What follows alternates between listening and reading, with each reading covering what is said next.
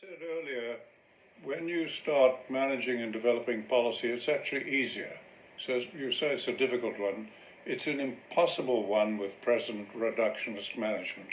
So even when we, with our vaccines and so on, eventually get on top of this, there'll be the next pandemic and then the next and the next.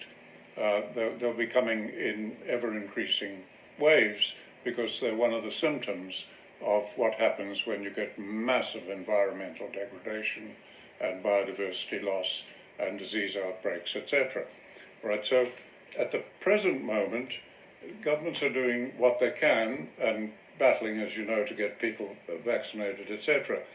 But all policy on this is developed like all government policies are. There's only one way government policies are developed, whether they're dictatorships or democracies, and that's on expert advice. And we take the complexity of society, institutions, nature, and economy, the three things we manage, and we reduce it to the problem, COVID, or we reduce it to meeting a need or a desire, those three things, no matter how many integrated scientists, teams we have, whatever.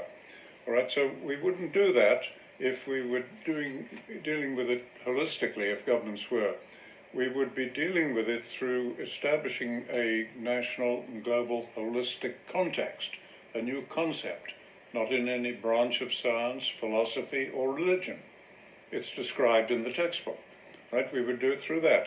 Now, the moment we do that, and now use our scientists in support of the politicians managing, one of the first things you'd see emerging is how good the science is. We're talking about a management problem of nature, which the COVID scientists are not dealing with. But their science is damn good, and we'd be stepping up and doing the vaccines and all the wonderful work that's going on. That would be enhanced and so on. Now, at the same time, there are people who are seeing the future and the loss of biodiversity and the increasing conflict with humans, wildlife, etc. They're seeing this, and so massive prizes are being awarded. So Prince William has recently announced them, Sir David Attenborough and so on, for solutions. Okay? Now, you cannot solve that with technology and fire. There are only two tools scientists have got. They don't have thousands of tools as they believe. This is a management insight.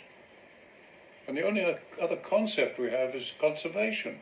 And that causes biodiversity loss in 2/3 of the world, roughly, of the world's land. So now we would be looking at management of it. Let me just give an example of that. Our scientists are very aware that if we lose biodiversity and simplify communities, you get disease outbreaks. We're very aware of that. All right? So here are all these prizes to restore biodiversity in Africa, where major parts of the problems will emerge, etc. All right, my home in Zimbabwe, the Africa Center for Holistic Management, is surrounded by more than 30 national parks. We've got 4 countries meeting there with national parks.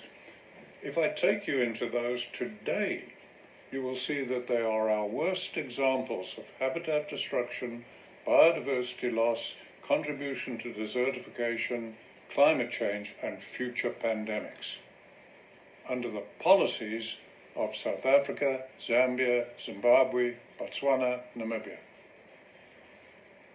Nobody's being bad. We just didn't know this until we discovered how to manage holistically. So all we need to do is go back to where we were in 1983 when we discovered that, and now let's start practicing it. You'll find COVID, we've got a hope now of not only handling it, but preventing some of the tsunamis that are going to hit us in the future. And you can't, when you look at national parks, you can't blame greed, you can't blame oil, you can't blame coal, fossil fuels, you can't blame corporate malfunction, you can't blame corruption. They're under management of 100% of highly trained professional scientists. There's no other thing to blame except the management. Let me try in this summary. I like what the others said and loved what Sudesh said about clean air and water. Yes, the environment at the end of the day is what it's about. We are destroying the human environment, period. And every creature, including human, is totally dependent on environment. So that's why I say we're facing the beginning of the end with global desertification, etc. Now, what I'm talking about, we've got two options ahead of us. And this is not just a moment's thought, this is years of discussing it with serious scientists and so on. Now, the two options ahead of us is when you have two management discoveries, right, that go against thousands of years of human belief, we can simply follow history and the social research and continue to make progress gradually. Everett Rogers, who was on a think tank with me in Santa Fe, wrote the textbook, Diffusion of Innovations, and how that can take 200 years or more for a new innovation that goes against human beliefs. Anything that doesn't gets Nobel Prizes, all right? Because people argue about it for a short while. It doesn't go against human beliefs. It's a new discovery. These that we're talking about today go against thousands of years of human belief. Humans believed there were hundreds of ways of management. No, all humans manage exactly the same way. I don't know any of you personally, but I know how you make every single conscious decision in your life, because all humans do it the same. We only discovered that in 1983. Humans and scientists believe we've got thousands of tools to solve the problems of the world. No, we don't. We have thousands of aspects of technology, and we have fire, two tools, for the last 50,000, 100,000 years of human existence. The only other concept we have is resting land. Two of the tools we have cause biodiversity loss and desertification. The other one, technology, cannot solve it. All right, so we can follow the research of Everett Rogers, Lord Eric Ashby, who looked at how truly new paradigm-shifting innovations get into society, and all that research shows us it will take another 100 to 200 years before institutional acceptance. I've been over 50 years on it already, and not a single institution has yet accepted it as an institution. Thousands of scientists within institutions have helped me, but they cannot change their institutions. So that's one option. We can continue as we are. We're making great progress. We're encouraged by it, but I will stake my life on it, backed on solid research, that will take another 100 to 200 years. I don't think our young people and young scientists are going to have that time. I think we have to look for another way. Now, the other way I've thought about a great deal, I've spoken it in several talks lately, and that is to take the seriousness of this and just take one example. Let's take around where the Africa Centre is, in Africa. All right, we've got 4 countries there, and it's very important to South Africa because Victoria Falls is one of the top tourist attractions. So we can say we've got 5 countries there. I mentioned earlier, we have 30 national parks around us in Botswana, Namibia, Zambia, Zimbabwe, that are some of the most shocking examples imaginable of biodiversity loss, degradation of habitat for humans and wildlife.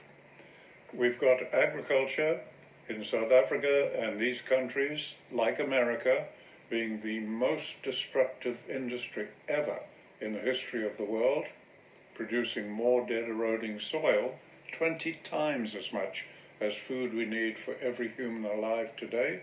So we've got these massive problems of our national parks and agriculture. And what I'm suggesting, I've already talked about with President Mnangagwa, and that is to say, why don't we get one government, the president, to just act as a statesman, continue policies as they are, take no political risk, and continue policies under expert advice in reductionist management. And then let us work with everybody, the population, the scientists on the side, and let us develop an agriculture land policy holistically, in a national holistic context. What every citizen wants: cleaner food, cleaner air, more prosperity, physical security, etc. Let us develop a policy in that context.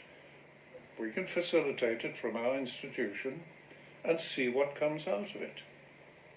I promise you, what comes out of it, people are likely to accept it, and it'll be a very different world. There's nothing wrong with the science. There's everything wrong with policy development.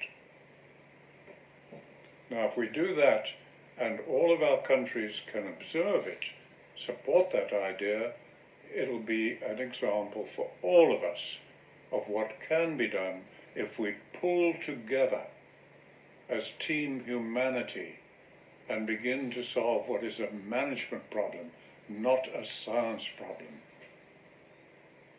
Thank you. Yeah. Thanks a lot, Alan. Thanks a lot. Really